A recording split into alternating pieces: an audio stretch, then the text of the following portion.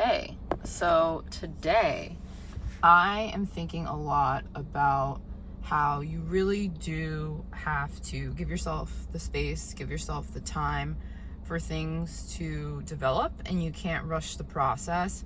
And you also really just have to flow with life, because if you're not flowing with life, it's going to be very, very hard for you to accomplish anything, because all of what you're thinking about is, oh my gosh, I wish I was here, I wish I was there, I wish I was there, blah, blah, blah. And it's like, dude, you're here right now. You're here right now, okay? What can you learn where you're at right now? So this morning I started my day doing something that I haven't been super consistent with, but I'm getting more in the habit of doing, because I find that I have a really great day whenever I do this. And it is that I started off with a meditation. I did a hypnosis as well. And then I also kind of just laid in my bed and I was listening to these subliminals. Well, they weren't so subliminal. They're pretty much like words that were just being spoken to me. And I find that to be really great, because it puts you in a really good headspace for whatever your day throws at you. And I think that's the most important thing. I've talked about this before. You really have to prime yourself for success, because if you're not speaking life into your goals and yourself at the beginning of the day before anybody else might say something to you, well, then you're kind of at the mercy of what your 3D reality and other people say to you. So it's just very important that you prioritize that time with yourself every single morning. And yesterday I decided to do a lot of Uber Eats, because again, I'm in between jobs right now, or not I'm in between jobs, but I'm part-time right now. And because I'm part-time, that means that I have other things to pay for, right? And I think one of the things for me is I'm trying to figure out, where is it that I'm going? What is it that I'm doing next? And I took this sales course, or this sales challenge last week, and it was really awesome and I really enjoyed it. But one of the things that I was thinking about was like, what am I selling? Like, I don't even fully understand the reason why I do the things that I do. And maybe you feel that way too. Maybe you get into stuff and you're like, oh my gosh, it'd be so cool to do that thing. It'd be so cool to go to that place. It'd be so cool to talk to that person. But at your core, you don't actually know the real reason why you're doing the things that you're doing, because it's almost like it's your higher self that's taking over, and it's like, no, you should do this. And I think that's where you can't try to control the flow.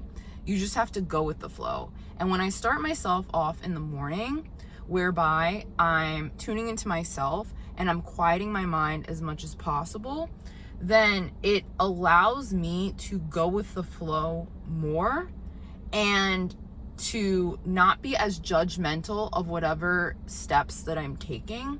And I think one of the major issues that most humans have is that we get so caught up in our heads. We're trying to overanalyze everything.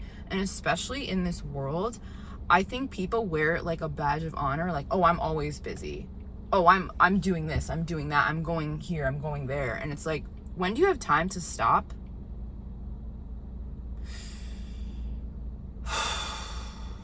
and just breathe? Not a lot of people give themselves a space to stop and breathe. And I also think people don't think they have the time. But if you really think about it, we make time for the things that we value. And if you don't even want to make time for yourself, that means you likely don't value yourself, which, you know, that might be a hard pill to swallow. It might be a hard pill to swallow, but it is the truth. You make time for the TV, you make time for the kids, you make time for your job, you make time to go out with your friends, you make time for all of these things that aren't prioritizing you and your well-being. And why do you do that? Why do you feel like you need to put yourself on the back burner? If you put yourself on the back burner, you can't get mad when other people in your life reflect that back to you, when your job reflects that back to you, because somewhere in your life, it is going to be reflected back to you, always. So if you want something to change, you're gonna have to change. That's the only way that life gets better when you change, okay? Things are going to change around you to get you to change. And the more that you stick your feet in the ground and you're stubborn, no, I don't want to do this. And I'm speaking from experience because I was that person who did that. And life gets so hard unnecessarily because you are stubborn. You're being so stubborn, and don't be stubborn, okay? Like, I know you don't even really want to be stubborn. You're just afraid of change, but change is inevitable. Change is actually the only constant in the world. Even right now, the seasons are changing, obviously, okay? It's fall, it's November, at least when I'm recording this video, and in a few weeks, it'll be December, and then it'll be January of a new year. Okay, and it's gonna be even colder than it is, maybe, because I don't know, like with how the weather's going right now, who knows? I mean, I would be okay if it doesn't get any colder than like 40 degrees, but that's a whole other story. You have to be okay with the vicissitudes of life and the fact that the only way to actually deal with change is to go with the change and be the change that you want to see in the world, because when you're doing that, you're actually going with the natural rhythm of things, okay? Change is the rhythm. So get on that rhythm. Get on that rhythm. We had some interesting thing go on at work today. Weirdly, one of the windows was open, like the top part of the window, where you literally would have to be jumping up and doing some things in order to get up there to open it. I don't know, weird things have been happening at this place, and I'm like, what in the hell is going on here? And it's so funny because our manager was like, do we have a ghost or something? It's just really weird, and I don't know what that means. I try not to think too deeply about certain things, but sometimes when things are so out of the ordinary, it makes you really stop and reflect, okay, what is this trying to teach me? And what am I not looking at that I need to look at, right? And maybe you should think about your life in that way. Are there any weird things going on? And it's making you really stop and reflect on, how am I moving about the world? How am I maybe being a bit careless? Where am I maybe focusing too much attention on where I should be focusing less, or focusing too little attention on where I should be focusing more? And these types of occurrences are ultimately just ways to shock your system and to get you to recognize that, like, hey, it's not just an ordinary every day, right? Or it's not just an ordinary day. This is inviting you to really think outside the box, think outside of how you normally do things. And it's really like a shock to the matrix in a sense, right? It's not business as usual. And I think so often we get stuck in these patterns where we think, oh yeah, I'm just gonna drive to work today, and then I'm gonna take my lunch, and then after I get back from lunch, I'll have some more of my day that I have to complete, and then I'm gonna drive home from work.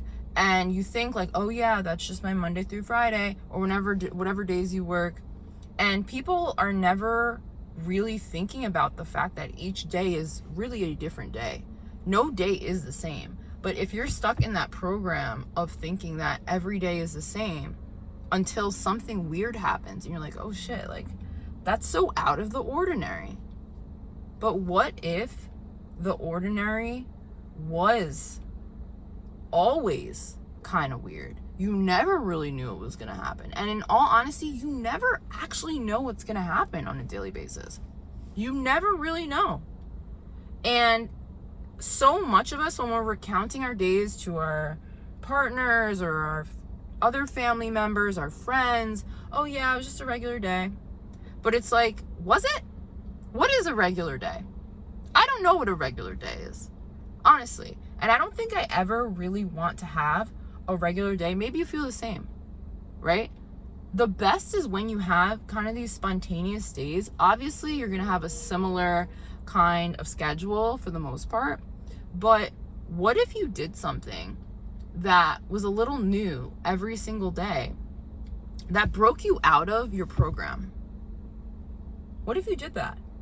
How would life be different if you did one new thing each day that took you out of your regularly scheduled programming, where you could predict where that was going to take you? Because I feel like the best is when you really can't predict what's going to happen next. Because again, you really can't predict what's going to happen next. And yet we try to so bad. And I feel like sometimes people get really mad, like, oh, I thought it was going to be this way. Why did it end up being like this? And it's like, well, I mean, you're not really in control. In a sense, we're creating our reality through the thoughts and feelings that we have on a consistent basis. But that doesn't mean we know exactly what's going to happen. We just kind of can guess how we're going to feel throughout the day. And it's so interesting because I'll watch these videos in the mornings, and I guess even in the evenings. Like, I watch a lot of this spiritual content, you know, energetics, all that. And one of the things that happens to us as humans is we're programmed through these emotions that we have, energy in motion. Oh, if this event happens, you're supposed to feel this way. If that event happens, you're supposed to feel that way. And it's like, what if you decided that you wanted to feel differently about a specific occurrence in your life? Perfect example. Let's say you're stuck in traffic, okay? Instead of being frustrated, oh, traffic, this is so annoying, blah, blah, blah. What if you instead said, oh, traffic, okay, that means I can listen to an audiobook. That means I can listen to an extra podcast that I love. This means that I can take some time to reflect and think about what this traffic means about me. Not that it means anything about you, but I think you're kind of starting to see what I'm saying. You choose how you perceive any situation in your life, anything. So if you're choosing to perceive it in a way that is not in service to your higher self, one that is going to leave you frustrated, mad, sad, angry, what's the point of that? It's just that we've been programmed to believe that we have to feel a certain way about certain occurrences in life. And one of the examples that this guy was using, he has this account called Banish the Doubt on YouTube, so maybe look him up. But his name is George. But he was talking about how, like, with that fight that was between Mike Tyson and Jake Paul, how so many people had all of their energy on this fight, and people were mad because they're like, oh, it was a disappointment, it was this, it was that. But, you know, I wasn't even thinking that. I was like, you know, I'm here with my family, it's kind of fun. I didn't really care. I literally didn't care because I wasn't planning to even watch the fight. It was more so that my sister was like, oh, hey, we're going to our cousin's house, like, for the fight. She has Netflix. I was like, oh, sure, I guess I'll do that. I don't have anything to do tonight. And I kind of just went. But if you're someone who is super attached to that kind of thing, then yeah, you were mad. Same with if you have a favorite sports team and your sports team loses. Oh, now you're sad the next day. It's impacting you emotionally, but it's like, it doesn't have to. Same thing with the election. Oh, your candidate won or your candidate didn't win. And now you're feeling some sort of way as a result of that. And it's like, you can choose how you perceive any situation. And it's so insane because there were so many people after the election who were going insane because they've been programmed by the media to be insane if their candidate won or didn't win. And why? Why should any person, why should any situation ever have that much power over you? It shouldn't. It really shouldn't. And if any person, place, situation has that much power over you, you really have to analyze yourself and ask the question, why is that? And how did I become this way? And that's where raising your level of consciousness comes in, because the less conscious you are, the more that you react. The more conscious that you become, the more that you respond, okay? Because you take a moment, you intake the information, and you're like, what does this mean? And you can either have it mean something about you, or you could just see it as something that is. And then think about how you want to respond to it. Because reacting is like, let's say I throw something at you, right? And you're immediately like, oh, right? That's a reaction. But if you're prepared for the ball, then you can catch it. Then it's not affecting you. And that's really how you have to think about your life. And that's how you have to think about change. Because change is inevitable. Be the change instead of constantly reacting to the change and feeling like you're a victim to the change. You're only a victim to the change if you so choose. And in all honesty, I don't want to be a victim to anyone. I don't even want to be a victim to myself. I don't know if you're with me, but maybe you are. My name is Sydney. I talk about all these different self-concept, personal growth, consciousness type topics. And if you like this, like, comment, subscribe.